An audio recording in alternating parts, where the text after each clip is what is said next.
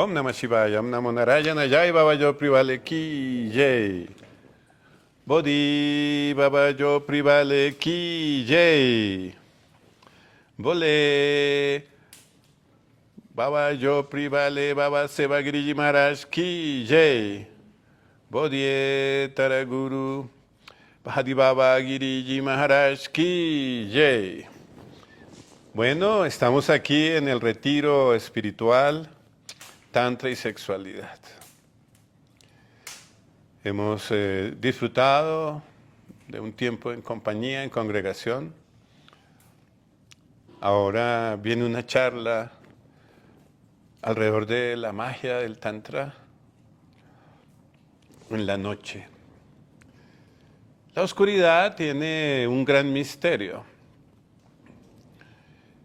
De la oscuridad surge el esoterismo, el ocultismo, el hermetismo. Se mantenía el conocimiento oculto para que no llegara a manos de personas que lo usaran mal.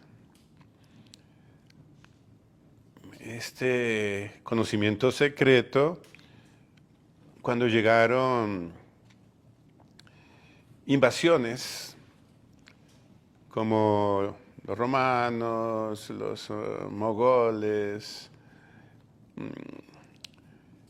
hubo varias fuerzas, incluso los mismos budistas, que llegaron en un momento dado a invadir a India con ciertos dogmas.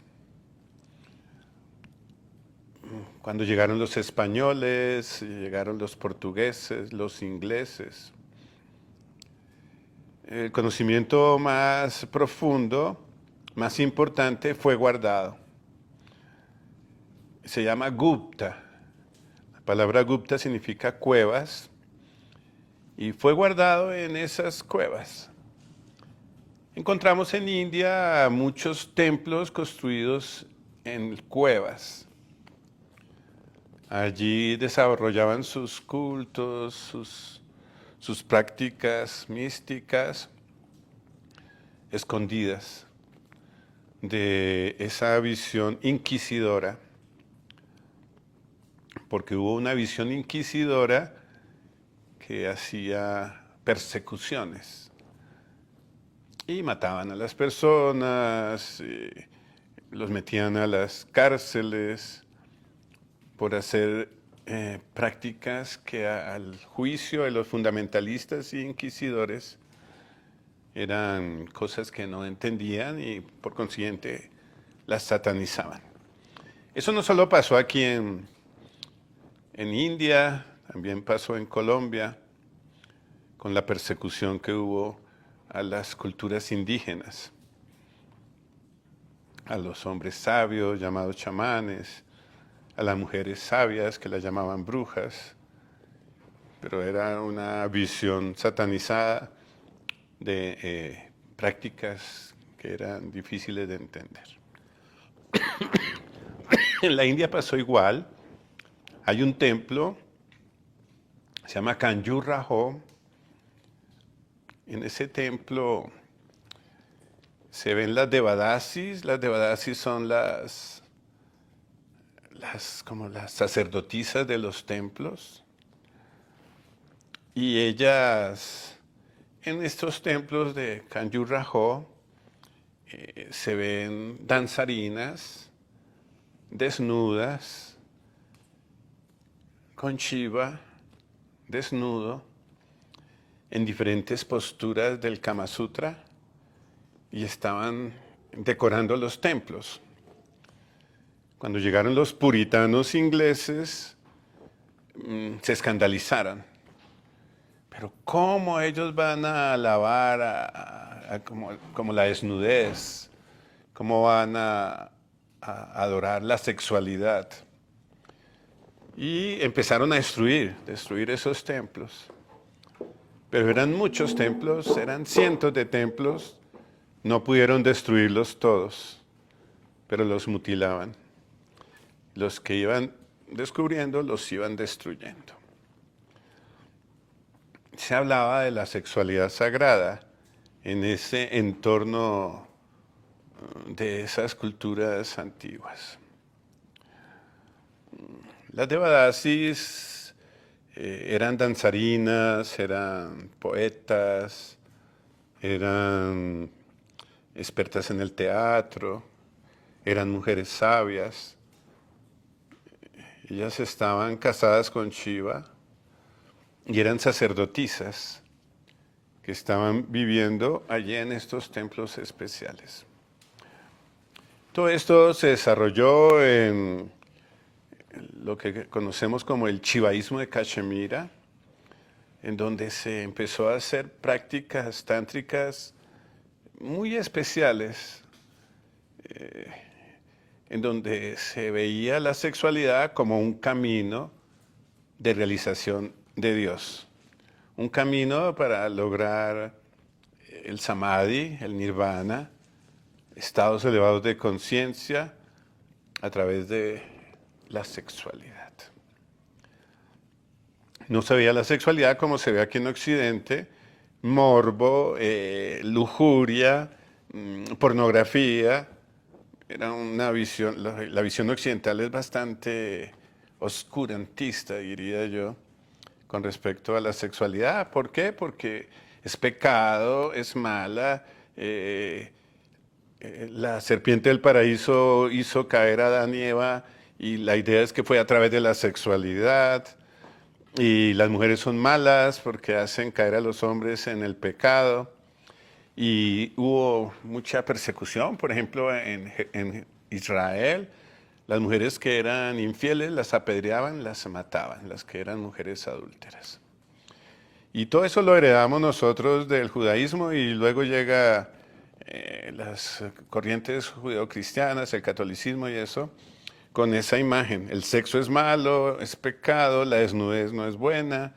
Entonces, hay como un miedo a la sexualidad y el hombre y la mujer, cuando llegan a la adolescencia y están en ese descubrir de su cuerpo, bueno, ahora no tanto, porque ahora existe la sexología y eso, como ciertas carreras que pueden, ciertas ciencias que le enseñan un poquito más sobre la sexualidad, pero hace unos años atrás todo eso era como un tema tabú, un tema que era difícil de hablar. Las hijas, cuando preguntaban sobre la sexualidad, las mamás no sabían qué responder. Los hombres, igual, los hijos. Siempre había un concepto como de miedo, como de pecado, como de prohibido, como de tabú. Y lo entendemos por esa enseñanza que venía de esas tradiciones judeocristianas. En India fue diferente. Aunque hay escuelas ortodoxas, como Inglaterra estuvo por más de 200 años dominando a la India, los ingleses hicieron como una influencia fuerte en las tradiciones ortodoxas. Y incluso igual que aquí en Occidente, que es pecado, que es malo. Entonces había unas clases brahmánicas que tenían como una doble cara. Por un lado hacían sus prácticas, pero por el otro lado juzgaban de que era malo, que era pecado y que era prohibido. Se parece un poco a lo que hacen los sacerdotes, que dicen que hay que ser casto, pero uno ve a los sacerdotes pedófilos, ve a los sacerdotes homosexuales, con mujeres, con hijos y todo. Yo tengo varios amigos sacerdotes, tienen esposas, tienen hijos, pero ante la sociedad son castos. Esa doble moral es muy frecuente en Kali Yuga, esta era que estamos viviendo. En medio de todo eso, entonces entendemos cómo el tantrismo se volvió algo secreto, algo que no se podía hablar de ello al común de la gente, sino que se hablaba de ello a personas que estaban preparadas, que eran parte como esa gran como fraternidad, personas que tenían la iniciación en esos sagrados misterios.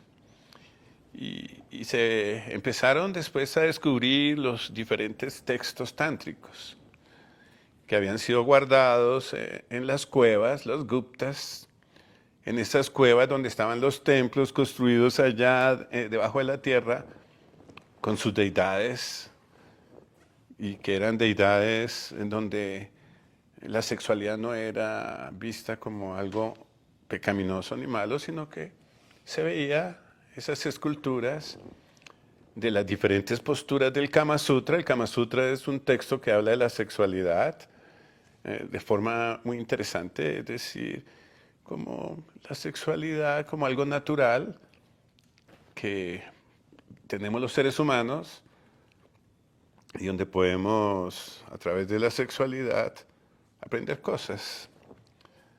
Bien, hay luego los aspectos que enseña el Kularnava Tantra, que es uno de los textos más importantes del tantrismo. El Kularnava Tantra les voy a hacer como un resumen de esta enseñanza. Dice algo así, la vida es muy corta, es como una flor que hoy está floreciendo y mañana se marchita.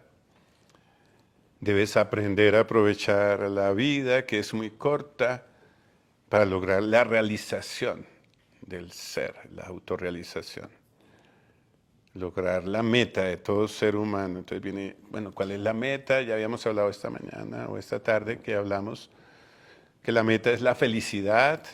Ser verdaderamente feliz es una felicidad plena, eterna, en una búsqueda de un crecimiento espiritual, porque las cosas materiales son pasajeras, son transitorias. Y si yo baso mi felicidad en algo pasajero y transitorio, cuando eso ya no está, voy a sufrir. Entro en un estado de depresión o de malestar. Algo así como si baso mi felicidad en mi salud y ya no estoy con salud, pues sufro. Baso mi felicidad en tener dinero, pero ese dinero de pronto hay un mal negocio y pierdo todo, entonces sufro. Son muy inteligentes, empiezan a basar la verdadera felicidad en algo que sea más estable, y las cosas materiales no son estables, lo espiritual sí es estable. Viene luego el Kularnava Tantra y sigue diciendo, existen tres tipos de personas: los pachus, los viras y los divyas. Y para cada uno de esos tres tipos de personalidades hay un tipo de tantrismo, de práctica. Los pachus son los animales. De ahí viene un nombre del señor Shiva, se llama Pashupati, el señor de los animales. Hay seres humanos que viven solo instintivamente. Comer, dormir, aparearse, defenderse es la vida instintiva. Y es una gran cantidad de seres que viven en ese aspecto. Estos pachus podrían llamarse de diferente manera, como los chándalas, los parias, personas que no tienen acceso a un conocimiento superior y digamos que al tener una vida instintiva animal, sus prácticas son bajas, degradadas. Pero para ellos hay un tantra, para que desde esa oscuridad, desde ese punto donde ellos están tan animalescos, puedan evolucionar, acercarse a la espiritualidad por métodos muy particulares. Existe el otro grupo que se llaman los viras. Los viras son héroes. Vira Shaivas es una de las tradiciones shivaístas. Pachupati, el señor de los animales, los Pachus, los Viras, los héroes. Los héroes eran o son seres que tienen la capacidad de vencer sus instintos sin haber llegado a la meta más elevada y usan prácticas mucho más técnicas para lograr metas. La palabra vira, al hablar de héroes, la palabra vira significa héroes, estaba muy relacionado con la cultura kshatriya. Los kshatriyas son reyes y los reyes pues tenían dinero, tenían capacidades para manejar espacios lujosos y en medio de ello se hacían prácticas tántricas mucho más lujosas y donde se usaban técnicas que ya explicaremos en un momentico, en donde había esa búsqueda de placer, se podría decir, sin que se llegara a un nivel instintivo como los pachus, pero tampoco el nivel más elevado. Y luego vienen los divyas. La palabra divya tiene que ver con devas, con divinidades. De la palabra deva, divya sale divinidad, que es como un estatus de espiritualidad, como seres divinos. Los divyas se caracterizaban por tener una vida mucho más recta, más pura, más consciente, más elevada. Los estatus que se dan no es por nacimiento, sino por cualificación. Que están los sudras, los vaisyas, los kshatriyas, los brahmanas, que es una división que se hace, pero no es por nacimiento, sino por cualificación. Y están los que están fuera de esos estatus. Bueno, digamos que los divyas eran seres avanzados que tenían una práctica que era la mejor, la más elevada. Dentro de este tantra, los pachus, digamos que comían de todo, alimentos impuros. El fin de la sexualidad de ellos era el placer, pero instintivo, y no había como un control. Se emborrachaban y seguramente muchos tenían tendencias malvadas,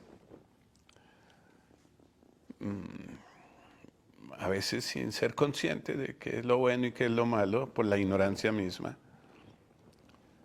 Y muchas veces ellos se volvían algo que llamamos vamacharines. La palabra vamacharín significa magos negros. Seguían el camino de la mano izquierda. El camino de la mano izquierda es un camino donde los seres, aunque intentan la práctica del tantrismo, se busca el poder, el dominio, el control, y como están interesados en cosas como riqueza, como belleza, como fama, hay todas unas herramientas para que ellos puedan conseguir placer, riqueza, fama, belleza, poder. A ellos se les dan unas prácticas, decimos como de ceremonias, rituales, culto externo, algo así como vayan a un templo, hagan una ofrenda, ofrezcan incienso, ofrezcan fuego, recen, participen de ceremonias. Y para ellos se les dio esa línea tántrica ceremonial externa. Y desde allí podrían ir avanzando de a poquito, digamos que al hacer una ofrenda, ya no se comían todo ellos, sino que compartían, y la sexualidad podía entrar en un tema un poquito más sagrado poco a poco. Y viene el concepto, van poco a poco de la oscuridad hacia la luz, de la muerte a la inmortalidad, de a poquito. Luego viene el camino de los Viras, que es un camino heroico. Los Viras tenían trazado el culto de las 5 M's. Madhya, Mamsa, Matsya, Mudras, Maituna. Madhya significa vino, Mamsa significa carne, Matsya significa pescado, Mudra significa cereales, Maituna significa unión sexual. A los Viras entonces les enseñaron un rito en donde ellos podían comer carne, pero no todos los días ni a toda hora, sino consagrada, cantando ciertos mantras y diciendo algo así como yo te como hoy, mañana tú me comerás. Y podían comer pescado, y podían tomar trago, vino, comían los cereales, los mudras, y también tenían sexo, pero era un sexo como regulado. No como en los animales, que es un sexo instintivo, todo el tiempo tengo ganas y tengo sexo, un sexo instintivo, basado solo en el deseo y la lujuria. Los Viras tenían una sexualidad un poco más mágica. Había lugares en donde ellos hacían sus prácticas. Habíamos dicho que muchos eran kshatriyas, entonces tenían en sus palacios, tenían sus harenes, tenían prácticas no siempre basadas como en una sola pareja, sino que tenían como un poco de promiscuidad, y había algunas mujeres, hombres dentro de esa tradición que por cierta química se encontraban y hacían este tipo de prácticas tántricas. Pero lo que llama la atención ahí es que comían carne, pero no todos los días, sino en ciertos momentos astrológicos, lo mismo el pescado, lo mismo el vino. Ofrecían el vino muy parecido a los sacerdotes, que ofrecen el vino y luego toman vino. Y la sexualidad también se convertía en un rito, en un ritual, no necesariamente con la misma pareja. Muchas veces habían harenes, había como prácticas difíciles de entender un poco para Occidente, pero digamos que para esa tradición era comprensible. Y luego viene el aspecto de los divyas. Los divyas tienen un trabajo especial. Los divyas son sannyasis. El maestro tántrico se llama Tantrikarcharya. Un acharya es conocedor del tantra. Se basan estas prácticas en el amor espiritual, es lo fundamental. Puede haber parejas, es decir, casados, grihastras, que hacen sus prácticas. O también hay otro tipo de prácticas que son para brahmacharis o vanaprastas o los mismos sannyasis. La palabra brahmachari significa solteros, vanaprastas son renunciantes después de estar casados, y la palabra sannyasi significan como sacerdotes, sumos sacerdotes. Ellos se encontraron allí entonces prácticas tántricas sádvicas. La palabra sádvica significa de bondad. Los pachus tenían prácticas tamásicas de oscuridad. Los viras, prácticas rajásicas de reyes, apasionadas. Y los sádvicos eran los divyas, prácticas bondadosas, sádvicas, en donde la sexualidad tomaba como otro rol sagrado, místico. El cuerpo del hombre, el cuerpo de la mujer son templos.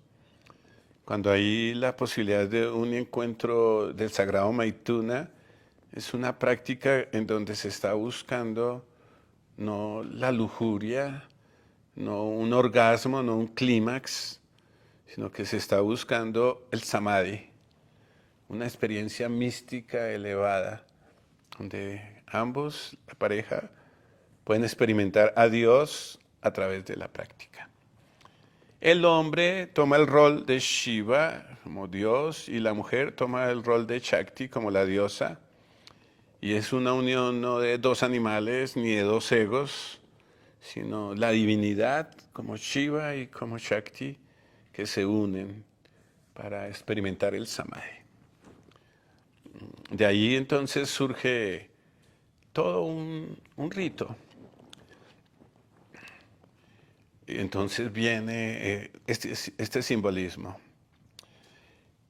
Madhya no es vino, sino cuando la pareja está unida, viene del cielo un flujo de ambrita y se embriagan en ese ambrita que viene del cielo, que no tiene nada que ver con el alcohol. Realmente lo que pasa es que todas las glándulas que hay en el cerebro empiezan a segregar todas estas sustancias hormonales que generan un éxtasis. Pero no estamos hablando del clímax, estamos hablando de algo superior a un clímax. Un éxtasis tántrico es millones de veces un clímax, o sea, es casi indescriptible, ya que para el hombre y la mujer, en el hombre la eyaculación, en la mujer el orgasmo, es como una experiencia máxima. Pero la experiencia mística tántrica es millones de veces más ese orgasmo, esa eyaculación, ese clímax. Mamsa significa el control del cuerpo. Entonces cuando decimos el tántrico usa mamsa, que para otros sería comer carne, él lo que está haciendo es controlando su cuerpo. Controlar su mente, controlar su respiración, controlar incluso la misma eyaculación en los hombres. Puede estar unido a la mujer y no eyacular. Puede mantener ese control sobre su cuerpo. Cuando decimos matsya, es el manejo de los instintos y de las emociones. Entonces él no está comiendo pescado, está dominando sus instintos y sus emociones. Cuando hablamos de mudra, son los gestos sagrados que se hacen con las manos, diferentes gestos que se pueden hacer. Cada uno de los gestos tiene un simbolismo sagrado que conoce muy bien los divyas para cuando están en el momento de la unión. Usan estos mudras para lograr flujo de energía, activación de chakras. Y el maituna, que es la unión. Hay dos o tres tipos de maituna, podríamos hablar. Hay un maituna externo, en donde algo parecido a lo que hicimos hoy en la práctica de tántrica antes de que lloviera. No estamos unidos genitalmente, pero estamos sintiendo esa energía del aspecto masculino y femenino vibrando sin necesidad de ni siquiera una unión genital. Entonces podríamos hablar de ese es un maituna especial que se usa mucho en tantrismo. Entonces la pareja puede estar sentada una frente a la otra, pueden cerrar los ojos o pueden estar con los ojos abiertos y se siente ese contacto de la energía masculina y femenina con el aura vibrando y los chakras vibrando y tenemos una experiencia de maituna que es muy especial. La otra puede ser a través de un abrazo, un beso, no hay nada genital, pero hay ese abrazo, ese beso y también hay un intercambio de energía entre lo masculino y lo femenino que activa todos los chakras, que genera experiencias de maituna elevadas.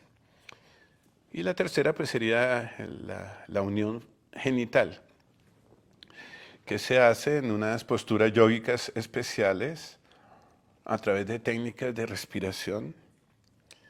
Un ejemplo, la mujer inhala, el hombre exhala, el hombre inhala, la mujer exhala, el hombre exhala, la mujer inhala. Se genera un ciclo respiratorio. Se empieza el rol de Shiva y Shakti.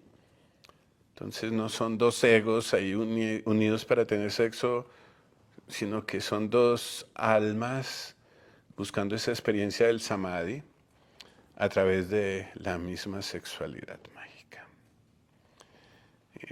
Esto se practica. Hay otro nivel de los divyas, que es unir dentro de nosotros. Se puede con la pareja o individualmente.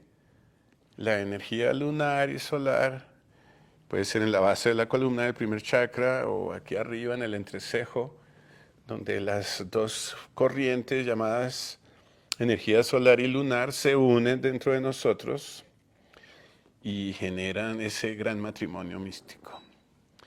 Hay otro concepto, Kundalini, que es la energía Shakti, asciende por todo el centro de la columna vertebral, por el Sushumna hacia el Sahasrara, y allí se une a Shiva, su eterno esposo, que está esperándola aquí, esperando a que ella se despierte y ascienda, y se une en el Sahasrara Chakra, teniendo esa experiencia mística. Y bueno, ya hay otras técnicas como a través del pranayama, a través de las asanas, porque hay unas asanas muy especiales que se usan para generar ese matrimonio sagrado. Bien, viene un concepto interesante. La energía sexual en el hombre se llama Shukra y la energía sexual en la mujer se llama Artava. Esa energía sexual tiene múltiples usos. Algunas personas simplemente usan como el orgasmo, como la eyaculación, y esa energía sexual pues sale. Hay otros que se masturban, entonces su energía sexual sale de su cuerpo, hombres y mujeres. Hay otros que han aprendido lo que dice el Ayurveda, que esa energía sexual, que se llama Chukra, que se llama Artava, se puede convertir en Oya Shakti, energía pura. Ese Oya Shakti se convierte en Amrita, el néctar de la inmortalidad. Ese Amrita se convierte en Soma. El Soma es la bebida de los dioses. Es todo un simbolismo, pero la energía sexual, cuando es bien manejada, es el mejor remedio. Cuando tú haces estas prácticas, puede ser a través de prácticas de yoga o a través de prácticas de tantra, esa energía sexual se evapora, se convierte en Oya Shakti, en energía pura, y va ascendiendo por los canales internos como el Sushumna, que es el canal que va por todo el centro de la columna vertebral, por toda la espina dorsal, y va llevando la energía desde la energía genital hasta la energía cerebral. Y va convirtiendo toda esa energía en energía pura que llega al cerebro. Cuando llega al cerebro se convierte en inteligencia, pero en el transcurso que va ascendiendo esa energía, va activando todos los chakras. Los practicantes van despertando poderes místicos, facultades extrasensoriales, poder personal, van logrando salud, vitalidad. Y bueno, todos los logros hasta llegar al samadhi. El samadhi exige mucha energía. No cualquiera puede lograr el samadhi. Se necesita todo un proceso de manejar toda esa energía sexual, que es la mayor energía que tiene el ser humano, y convertirla en energía espiritual para poder lograr ese salto al nirvana o al samadhi. La palabra samadhi significa como una unificación con la divinidad, donde ya no hay dualidad, sino que experimentamos, realizamos a la divinidad. Y esa realización de la divinidad es una experiencia espiritual elevada y profunda. Gracias.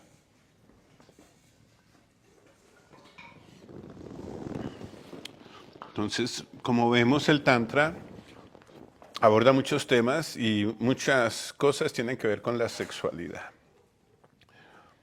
Con la sexualidad sagrada, con la opción que tenemos a través de la sexualidad de o crecer dentro del campo del yoga, por decir algo, despertar facultades extrasensoriales, o alcanzar la meta del samadhi, o usar esa energía de varias maneras. Hay tres maneras de usar la energía sexual: el chukra y el artava. Uno es la corriente de Brahma, otra es la corriente de Vishnu y otra es la corriente de Shiva. La corriente de Brahma, Brahma es el Dios creador, entonces la sexualidad basada en la enseñanza de Brahma es una sexualidad para tener hijos, para traer a este mundo seres especiales. Si tú eres un tántrico, eres un yogi, pues quieres traer hijos de luz. Las personas que no practican yoga y tantra a veces se embarazan de una borrachera, se embarazan de una fiesta. Bueno, el mismo embarazo es algo sagrado y maravilloso, un gran don de fertilidad. Sin embargo, dentro de las prácticas puedes tú traer seres de luz. Entonces te preparas para ese embarazo, el hombre y la mujer, consumiendo alimentos sádvicos, teniendo periodos especiales de castidad, porque entre más sexo tenemos, más eyaculaciones, los espermatozoides son más débiles.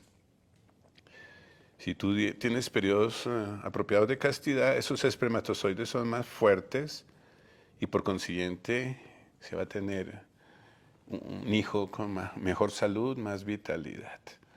En las mujeres es igual. Si una mujer prepara su cuerpo con óvulos que sean más fuertes, más vitales, más sádvicos, con la alimentación, con la meditación. Entonces, cuando se une ese espermatozoide sagrado con ese óvulo sagrado de yogis, de tántricos, eso lo que genera son seres de luz. Un ser de luz es un ser crístico, es un ser que viene a este mundo a ayudar a la humanidad, a hacer su aporte de crecimiento a la espiritualidad del planeta. Y son seres muy especiales. Bueno, algunos quieren tener reyes, otros quieren tener hijos científicos. Quizás alguno dice, yo quiero que mi hijo sea un multimillonario. Cada uno busca algún tipo de cualidad en sus hijos y sus hijas. En el tantrismo y en el ayurveda se enseña qué tipo de alimentos se deben consumir para si queremos que nazca un niño, que nazca una niña, o qué tipo de cualidades queremos que tengan estos hijos. Pero hay que recordarnos lo que decían los Vedas. Una vez le preguntaron, ¿tú qué quieres? ¿Un hijo de larga vida y que tenga mucho dinero o un hijo de corta vida pero que sea muy espiritual? Y el padre dijo, yo quiero un hijo que sea muy espiritual, porque son seres que vienen a ayudar a la humanidad. El hecho de que fuera de corta vida no es siempre, sino que era como una forma de elegir. Quiero un hijo con dinero y poder material, o un hijo como Jesucristo, un ser de luz que viene a ayudar a la humanidad. Ese es el sendero de Brahma, y dentro del tantrismo la energía sexual se puede usar para la procreación de la especie, y es una gran bendición que nazcan niños de luz. Necesitamos muchos hijos de luz en esta época. Ahora las personas no quieren tener hijos porque hay mucha gente, porque este planeta está vuelto nada, porque hay mucho problema ecológico, etcétera. Pero se necesitan seres de luz para que ayuden a la humanidad a salir de esta oscuridad en la que se encuentra. Viene luego el concepto de Vishnu, la sexualidad de Vishnu. Vishnu es el esposo de Lakshmi. Lakshmi es la diosa de la fortuna, de la belleza. Vishnu ha tenido muchas encarnaciones. Una es Krishna, por ejemplo, otra es Rama. Él ha tenido varias encarnaciones, también le decimos Narayana. Cuando nació Krishna, él tuvo 108 gopis, hizo prácticas de maituno con las 108 gopis.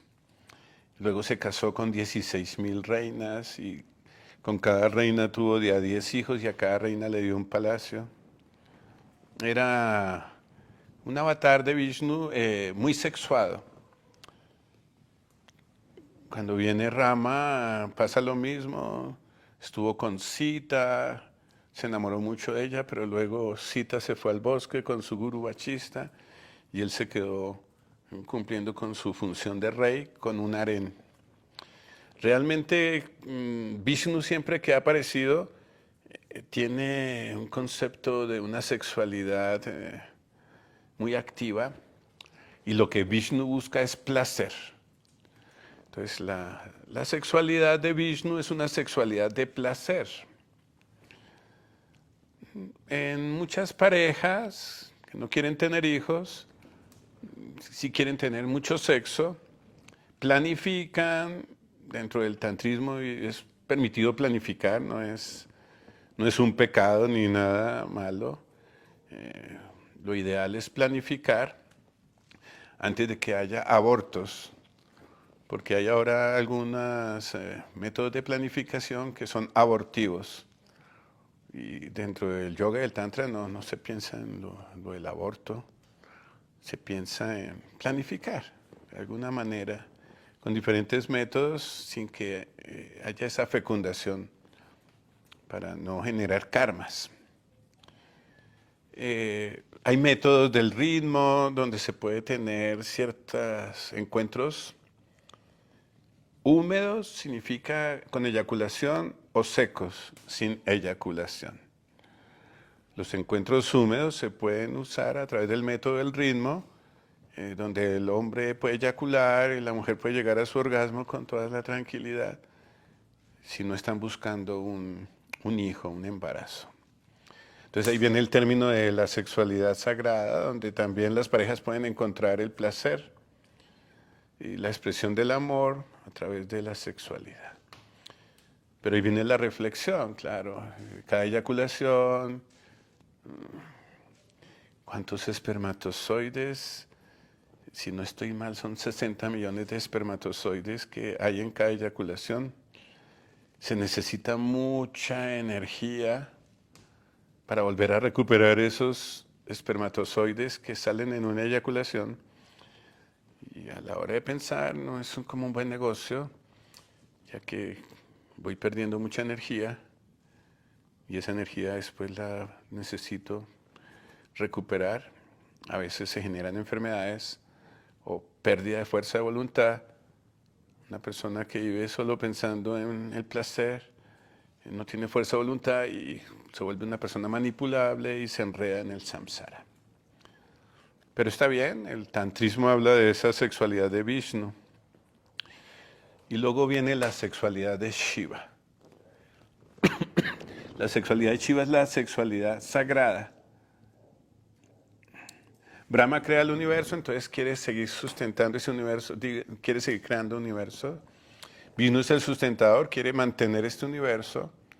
Shiva es el transformador. ¿Qué significa transformar? Él viene de esa visión de que la meta no es estar enredados en este mundo, sino liberarnos de este mundo, alcanzar el samadhi, alcanzar la meta más elevada de realización espiritual. Y entonces Shiva nos enseña una sexualidad mágica, lo que llamamos la magia sexual, lo que llamamos el sagrado Maituna, las prácticas tántricas de los divyas. Dentro de las prácticas sagradas de los divyas, enseña el señor Shiva, hay unas que son en seco. ¿En seco qué significa? Que pueden estar unidos la pareja, después de todo ese preámbulo de amor, de caricias, de que haya una erección y la mujer esté lubricada para poder estar en esa unión, pero la meta de ellos no es eyacular, sino que la meta de ellos es experimentar el samadhi. Y se unen, pueden durar horas haciendo sus prácticas sin necesidad de eyacular. Se necesita técnica. Si hay movimientos muy fuertes, apasionados, eróticos, es más difícil que el hombre pueda mantener la posibilidad de no eyacular. Pero también existen yogis muy avanzados que las mujeres pueden llegar a un orgasmo y el hombre no eyacula. Pero bueno, digamos que son diferentes tecnicismos. Pero la idea de esto es que se puede tener una unión sin eyacular y durar mucho tiempo en esa unión y ambos como meditando en un estado de meditación profunda, el hombre y la mujer, haciendo sus prácticas de respiración, cantando sus mantras, pero manteniendo la unión genital. Si se va perdiendo la erección, se generan otros movimientos para que la erección vuelva otra vez a estar fuerte. Y así, como pareja, conociéndose muy bien, pueden durar en esta sagrada práctica. Hay otra que es la húmeda, en donde el hombre y la mujer llegan al mismo tiempo al orgasmo. No es fácil.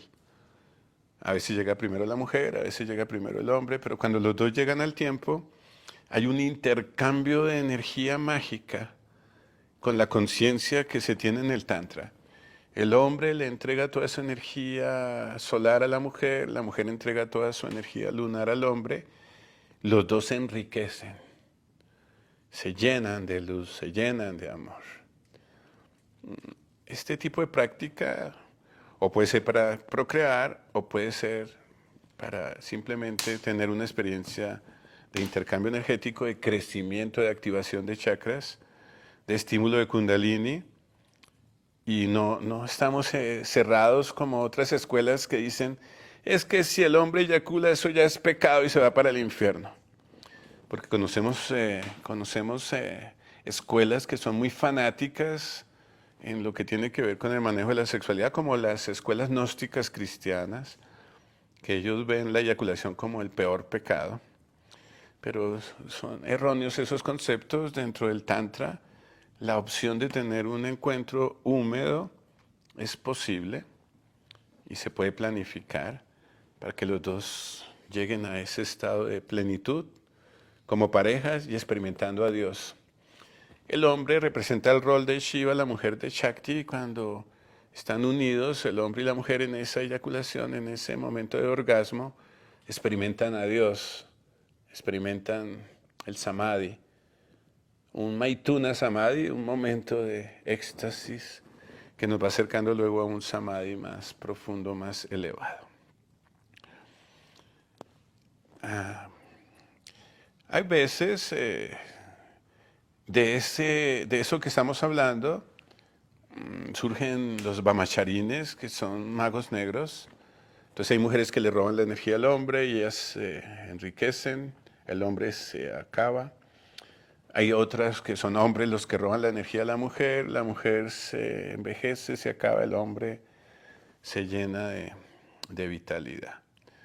Pero esos son conceptos, diríamos, de magia negra, utilizando la sexualidad como una herramienta para robar energía. No lo que creemos nosotros en el tantrismo de la mano derecha.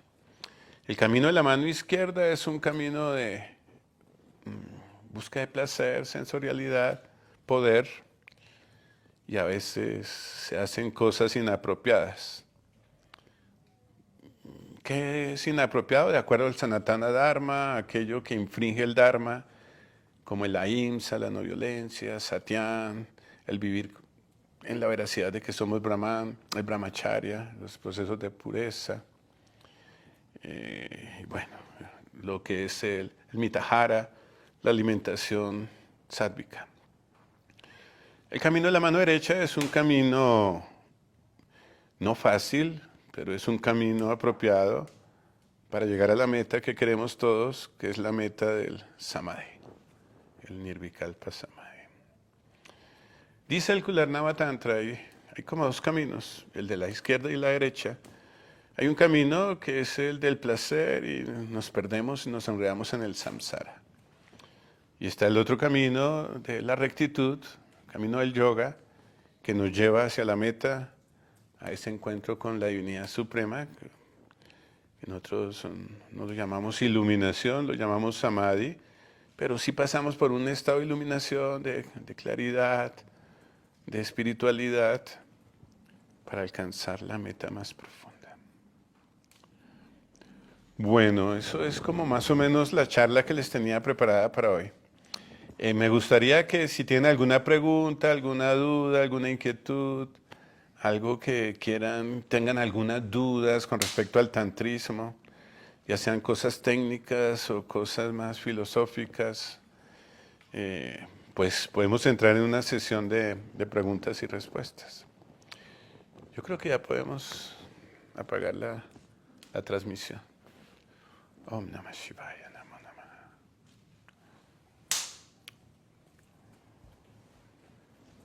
Om Namah Shivaya, Shivaya.